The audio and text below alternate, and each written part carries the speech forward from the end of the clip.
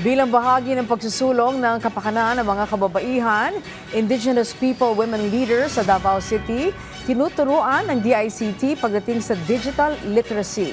Ito'y para mas maprotektahan sila sa iba't ibang uri ng online scams at mapadali pa ang pagkuha ng serbisyo sa tulong ng teknolohiya.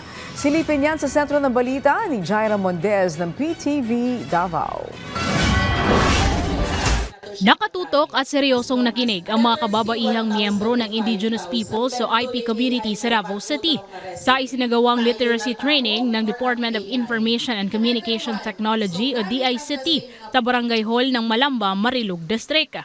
Nasa 30 IP women leaders ang lumahok sa naturang pagsasanay na kinabibilangan ng mga tribo ng Bagobo, Klata, Obo Manuvo, Ata at Matigsalog sa Davao City. Ayon kay DICT Undersecretary Sara Maria Sison, layunin ng DICT na matulungan ang IP sector na makasabay sa makabagong panahon, lalo na sa patuloy na pag-usbong ng teknolohiya. Malaki rin ang may tutulong nito upang hindi sila mabiktima ng panlilinlang at iba pang online scams. Pinili rin ang mga IP women na kalahok bilang bahagi ng pagkikiisa sa pagdiriwang ng National Women's Month ngayong buwan ng Marso.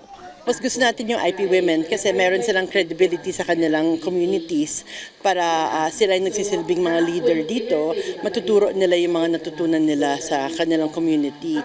Pangalawa, IP women because they have a lot of stories to share and we want to be able to use this platform for them to share their stories, not just within Davao but to the whole of the Philippines.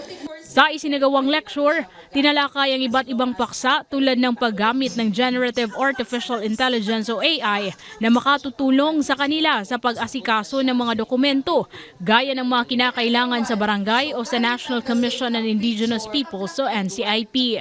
Nagpasalamat naman ang IP member na si Annie Claire dahil nagiging mahirap para sa kanila ang pag-unawa sa mga documentary requirements, ngunit sa tulong ng AI prompts ay mas napapadali na ito.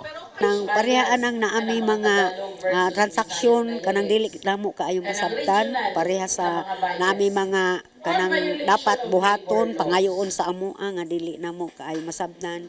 So dako kayo ning ikatabang nga diha namo nga kuha kun unsa gyud ang dapat namo buhaton.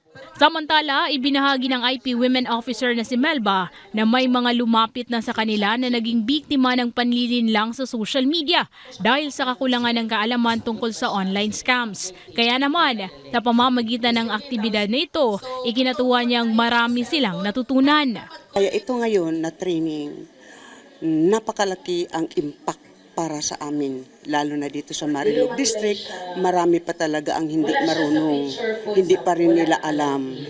Prioridad ng DICT para sa programa ang mga liblib na lugar sa Davao Region para mas mailapit ang kanilang serbisyo lalo na sa digital literacy.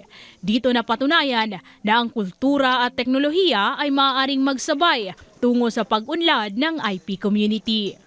Mula rito sa PTV Davao, Jaira Mondez para sa Pambansang TV sa Bagong Pilipinas.